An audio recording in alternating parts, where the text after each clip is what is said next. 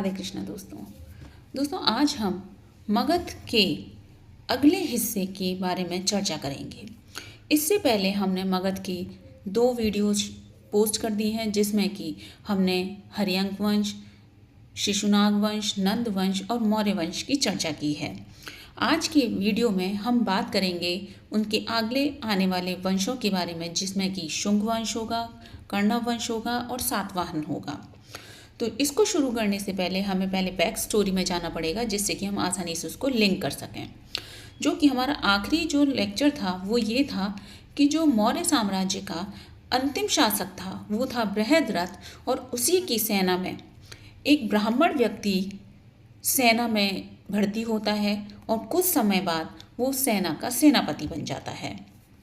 क्योंकि सम्राट अशोक के बाद में मौर्य साम्राज्य के जो शासक थे वो कमज़ोर थे, तो उसी कड़ी में जो अंतिम शासक था वो बृहद्रथ था और वो कमज़ोर शासक था, जिसके चलते जो पुष्यमित्र शुंग था, यानी कि जिस सेनापति की बात कर रहे हैं वो था पुष्यमित्र शुंग, वो अपने राजा बृहद्रथ की हत्या कर देता है और हत्या करने के साथ में वो राजगद्दी संभालता है और शुंग वंश की स्थापना करता है।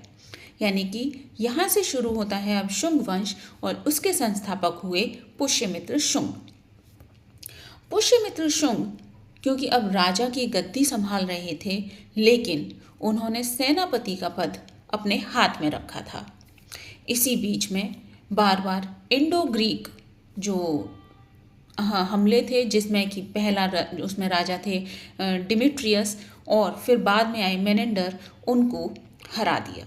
और दूसरी तरफ से जो दक्षिण से हावी हो रहे थे वो थे सातवाहन, यानी कि जो वेस्टर्न रीजन से मगध की तरफ बढ़ रहे थे वो इंडो ग्रीक थे, और दक्कन से जो ऊपर बढ़ रहे थे मगध की तरफ वो थे सातवाहन।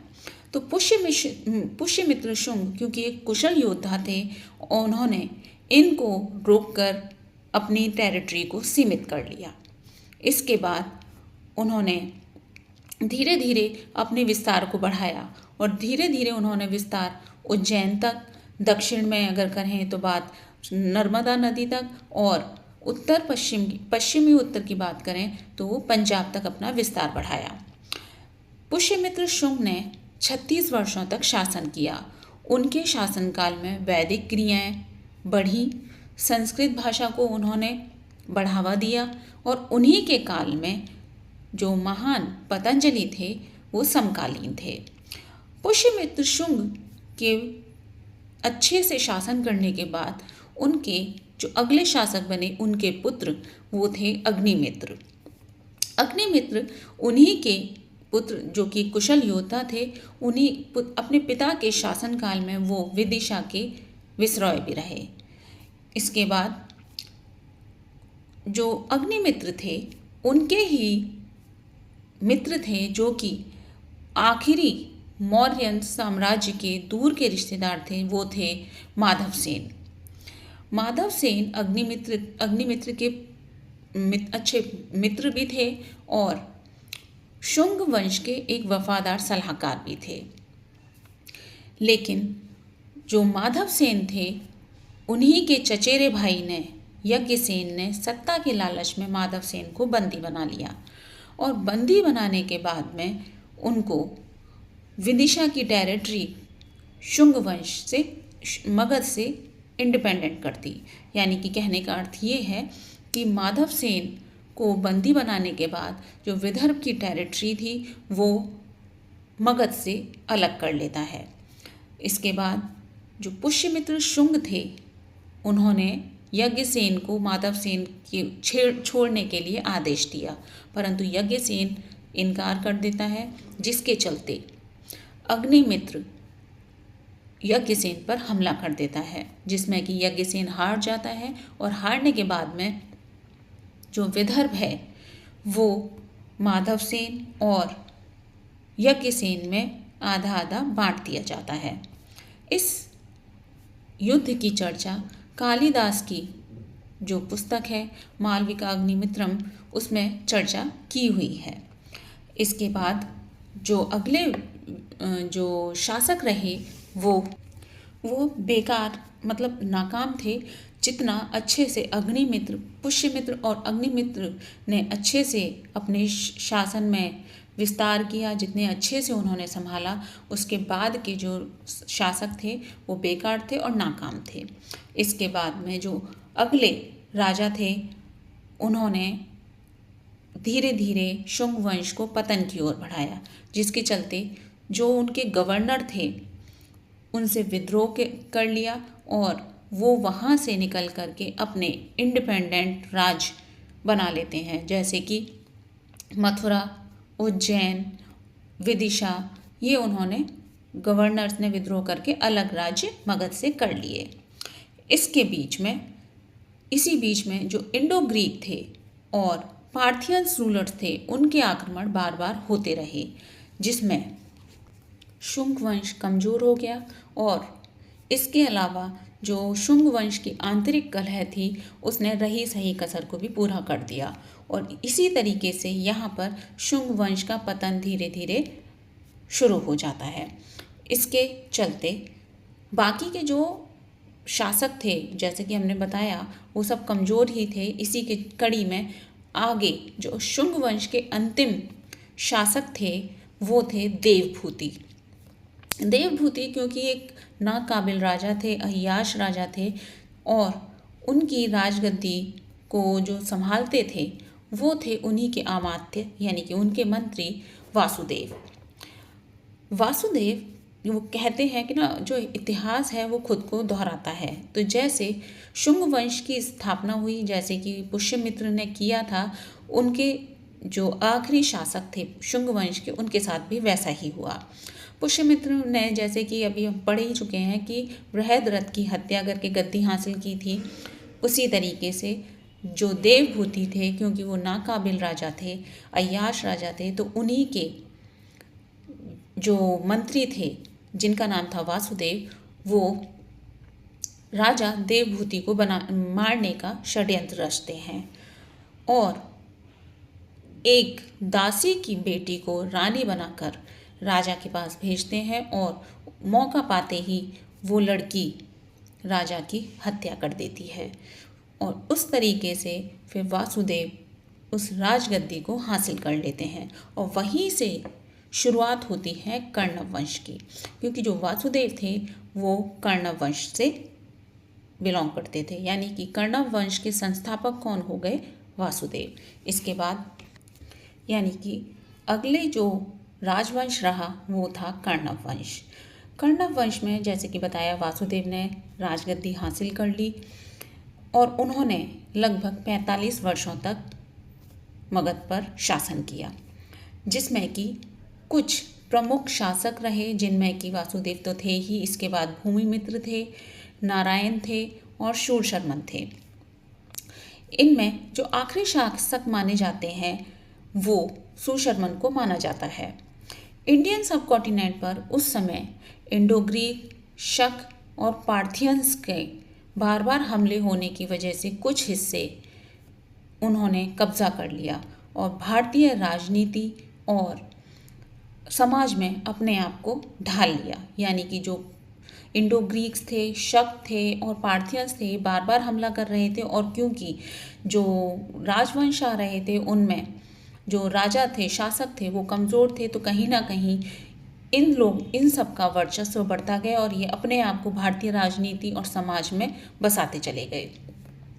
अब क्योंकि कर्णव वंश का जो लास्ट शासक थे वो थे, अंतिम जो शासक थे वो थे शूरशर्मन, जिनको आंध्रा के राजा सिमुक मार देते हैं। यानी कि जो हम बता रहे थे दक्कन से उभर के आ रहा था सिमुक, जो सातवाहन के ही वंश के थे, उन्होंने शूरशर्मन को मार दिया। इसके बाद जो अगले राजवंश हुए वो थे सातवाहन। अब सातवाहन वैसे तो सिमुक ने ही स्थापित किया था, यानी सातवाहन वंश की, राजवंश की जो स्थापना है वो सिमुक करते हैं। सिमुक जो है वहाँ के पहले राजा बनते हैं और ये ऐसा राजवंश था जिन्होंने बहुत लंबे समय तक शासन किया। इस वंश के लगभग 30 राजा थे और 400 साल तक इन्होंने शासन किया, जिसमें कि सातवाहन वंश को राजा सातवाहन से ही जाना जाता है, लेकिन उनके संस्थापक पहले जो राजा माने जाते हैं वो सिमुक को ही माना जाता है। उनको दक्षिणापथपति भी की उपाधि दी जाती है। लोकल गवर्नर जो कि शुंग वंश में सब अलग अलग हो गए थे, वो विद्रोह करके जो चले गए थे, उन्होंने सिमुक ने फिर से उन गवर्नर्स को इकट्ठा किया, यानी कि यूनाइट किया, और उनको अपने सातवाहन रूल के अंतर्गत लेके आए। इसी बीच में सिमुक के जो पुत्र थे वो हुए सतकर्णी, यानी कि सिमुक के बाद जो अगले शासक बनना चाहिए था सातवाहन के, वो सतकर्णी थे। परंतु जब तक वो नाबालिग थे, उन्होंने अपनी गद्दी अपने भाई कान्हा के हाथ में सौंप दी। कान्हा ने काफ़ी अच्छे से विस्तार किया, अच्छे से मगध साम्राज्य को बढ़ाया। जब तक पूर्व में, यानी अब के हिस्से की बात करें तो तब अब वो आंध्रा का क्षेत्र लगता है, और पश्चिम में बात करें तो वो नासिक की बात होती है। उन्होंने इतने हिस्से में विस्तार किया, सातवाहन का विस्तार कर चुके थे कान्हा जो कि सिमुक के भाई थे। लेकिन सतकर्णी जो कि सिमुक के पुत्र थे वो छोटे थे, इसीलिए वो राजगद्दी पर संभाल नहीं सकते थे। तो जब तक वो नाबालिग थे तब तक सिमुक ने अपने भाई को कान्हा को गद्दी सौंप दी थी। एक बार कलिंग के राजा खारवेल ने विदर्भ के रास्ते लोकल रूलर्स को बंदी बनाया, यानी जो लोकल रूलर्स थे, जिन गवर्नर्स को उन्होंने इकट्ठा किया था, उनको बंदी बनाया और आक्रमण कर दिया। इसी बीच में सातकर्णी थे, जो अब सतकर्णी क्योंकि जो उनके पुत्र थे अब वो बड़े हो गए हैं, उन्होंने गद्दी संभाली, उन्होंने आक्रमण को रोका। सतकर्णी ने आक्रमण को रोका और उन लोकल रूलर्स को फिर से आज़ाद किया। उन्हीं के काल में दोबारा से वैदिक रिचुअल्स, दान धर्म और यज्ञ वगैरह, ये सब हिंदू जो रिचुअल्स होते हैं, क्योंकि वो एक बहुत अच्छे हिंदू रिचुअल्स को मानने वाले व्यक्ति थे, तो वो हमेशा यज्ञ और ये वैदिक रिचुअल्स करते थे। और जब वो इस तरीके के कार्य करते थे, दान धर्म के काम करते थे, तो उनकी पत्नी जो कि नागनिका थी, जिनका नाम नागनिका थी, उनके साथ थी, जिस वजह से जो सातवाहन सिक्के थे उन पर राजा रानी के आकृतियाँ बनी होती थी। राजा रानी के आकृति हमें कई बार पूछा भी जाता है कि राजा रानी के सिक्के किसके समय में थे, तो वो सातवाहन थे, जिसमें कि इन सिक्कों का, यानी सातवाहन सिक्कों का चलन चला था। उसके बाद सतकर्णी की मृत्यु के बाद उनके जो पुत्र थे वो छोटे थे, और उन्होंने जो उनके पुत्र 15 साल तक जो छोटे थे, तो जब तक उनकी नाम पर उनकी पत्नी यानी नागनिका ने गद्दी को संभाला था। इसी से पता चलता है कि सातवाहन समय में महिलाओं की स्थिति काफ़ी मजबूत थी। सतकर्णी के समय में स्थिति महिलाओं की काफ़ी अच्छी मजबूत मानी जाती है, और जैसे उस समय में मैट्रिलिनियन यानी कि मातृवंश का नाम ज़्यादा माना जाता था, यानी कि अपने नाम के आगे माता का नाम लगाना, ये वहीं से शुरू हुआ था। और बाकी के जब राजा इनके बाद जो आए वो इतने मजबूत नहीं हुए। इसके अलावा सेंट्रल एशिया से आने वाले शकों का अपना वर्चस्व बढ़ता जा रहा था। इसी के बीच में आए थे सातवाहन के एक और शासक जो थी गौतमी पुत्र सतकर्णी। उनके संभालने तक शकों ने काफ़ी कुछ, शकों ने उनको हरा दिया और नासिक और पुणे पर भी कब्जा कर लिया। इसके बाद गौतमी पुत्र ने फिर से सेना को मजबूत किया और विदर्भ पर आक्रमण किया, जिसमें कि नेहमान व्यक्ति थे वो छोड़ के विदर्भ छोड़कर चले जाते हैं और छोड़ के जाने के साथ में जो गौतमीपुत्र की पत्नी राजलक्ष्मी जो गौतमीपुत्र सतकर्णी की जो पत्नी थी राजलक्ष्मी, उनका अपहरण कर ले जाता है, जिसके चलते गौतमीपुत्र सतकर्णी नहमान के पूरे परिवार को और नहमान को मार देते हैं और अपनी पत्नी को बचा लेते हैं।